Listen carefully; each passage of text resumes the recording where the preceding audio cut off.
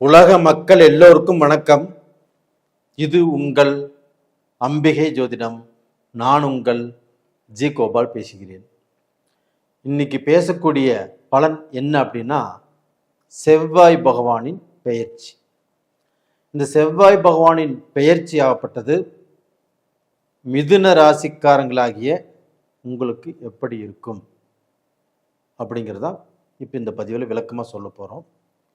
அப்போ அந்த செவ்வாய் பகவான் ஆகப்பட்டது அக்டோபர் 27 துலாமிலிருந்து பெயர்ச்சியாகி விருச்சிகத்துக்கு வர்றாங்க. அந்த விருச்சிகம் என்பது மிதுன ராசிக்கு 6ஆம் இடம். அப்போ அந்த 6ஆம் இடத்துக்கு உங்களுடைய லாபாதிபதி 6 கிரகம் அந்த 6லேயே அமைகிறார். அந்த இடத்துல ஆட்சியும் பெறுகிறார். அப்போ 6ஆம் இடத்து அதிபதி 6ஆம் இடத்தில் ஆட்சி பெறுவது மிதுன ராசிக்காரங்களுக்கு யோகமா பாவமா இல்லை பார்த்தீங்கன்னா ஏதாவது கெடுதலா அப்படின்னு கணக்கு போட்டு பார்த்தோம்னா மிதுன ராசிக்காரங்களுக்கு ஒரு யோகம். அப்போ அந்த யோகம்னு எப்படின்னா, 6ஆம் இடத்து அதிபதி 6ஆம் இடத்துல ஆட்சி. அந்த 6ஆம் இடம் என்பது ரணம், சத்ருஸ்தானம், கடன் ஸ்தானம். அப்போ உங்களுக்கு எதிரிகள், நோய், கடன். இப்போ மிதுன ராசிக்காரங்க கடன்ல பாதிக்கப்பட்டு இருக்கிறீங்க. உங்களுக்கு எவ்வளவு சம்பாரிச்சாலும் பத்த மாட்டேங்குது. இன்னைக்கு கஷ்டப்பட்டும் சம்பாரிச்சும் கடனாளியாத்தான் 170% பேர் இருக்கிறீங்க.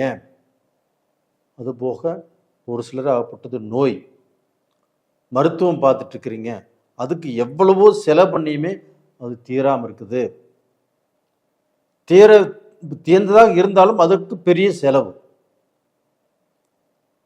அப்போ பார்த்தீங்கன்னா இந்த ரோகத்தாலையும் இந்த கடனாலையும் எதிர்ப்புகளாலையும் அப்போ மிதுன ராசிக்காரங்களுக்கு பார்த்தீங்கன்னா இன்னைக்கு அவங்களை பார்த்து பொறாமைப்படுறவங்க, அவங்க வளரக்கூடாதுன்னு நினைக்கிறவங்க, இவங்க அழிஞ்சு போகும்னு நினைக்கிறவங்க, இவங்க முன்னேறக்கூடாதுன்னு நினைக்கிறவங்க, இவங்களை சுற்றியே நிறைய பேர் இருக்கிறாங்க.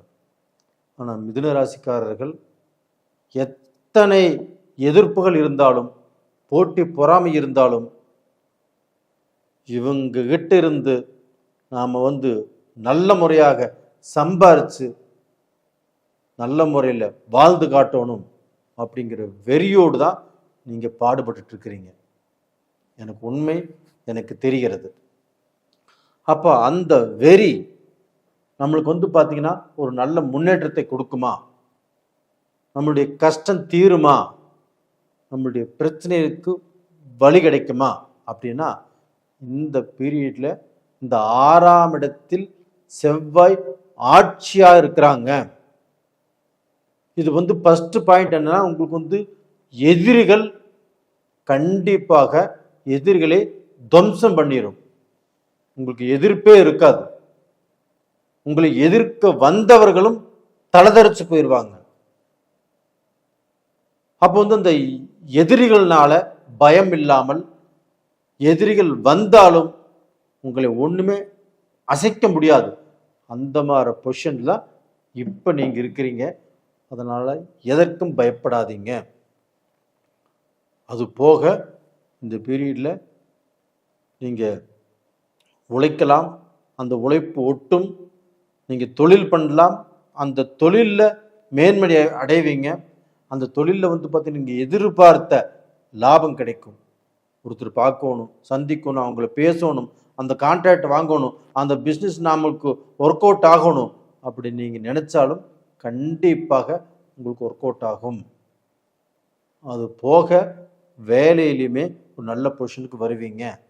இதற்கு காரணம் இன்னொரு காரணம் இருக்குதுன்னு நான் சொல்கிறேன். உங்களுடைய இப்போ மிதுன ராசிங்களா, அந்த மிதுன ராசிக்கு பார்த்தீங்கன்னா குரு பகவான் உங்களுடைய ராசிக்கு கரெக்டாக பார்த்தீங்கன்னா 9ஆம் இடத்தை, உங்கள் ராசிக்கு 10ஆம் இடத்தை, உங்கள் ராசிக்கு 9ஆம் இடத்தை அந்த குரு பகவான் பார்க்குறார்.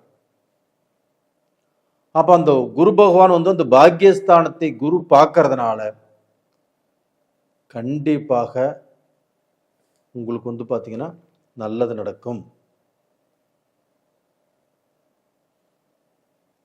அப்போ டோட்டலாக பார்த்தீங்கன்னா அந்த குருவுடைய பார்வை வந்து பார்த்தீங்கன்னா உங்களுக்கு எந்த கஷ்டங்கள் வந்தாலும், எந்த பிரச்சனைகள் வந்தாலும் அந்த பிரச்சனைகளிலிருந்து நீங்கள் வந்து விடுபட போகிறீங்க. அப்போ வந்து நல்ல ஒரு திருப்தி, ஒரு நல்ல சந்தோஷம், நல்ல சாப்பாடு, நல்ல முன்னேற்றம், அடுத்தவங்க உங்களை பார்த்து பொறாமைப்படக்கூடிய அளவுக்கு, பெருமைப்படக்கூடிய அளவுக்கு ஒரு வாழ்க்கை.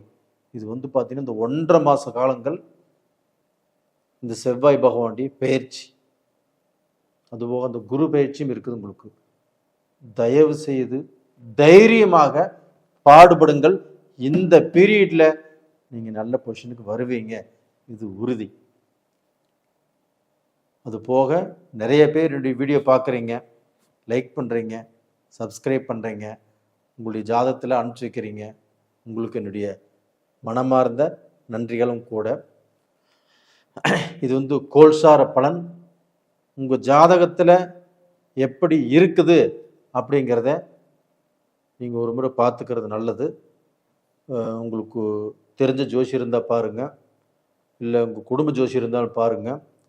இல்லை உங்களுக்கு வந்து பார்த்தீங்கன்னா இப்போ நம்ம சொன்னதெல்லாம் பிடிச்சிருக்குது, எங்கிட்ட அனுப்பிச்சி வைக்கணும்னு நினச்சா கண்டிப்பாக கொஞ்சம் டைம் ஆகும், அனுப்பிச்சி வைங்க, நான் பார்த்து சொல்கிறேன். நேயர்களே, உங்களிடமிருந்து விடைபெறுவது உங்களின் ஜி கோபால். நன்றி, வணக்கம்.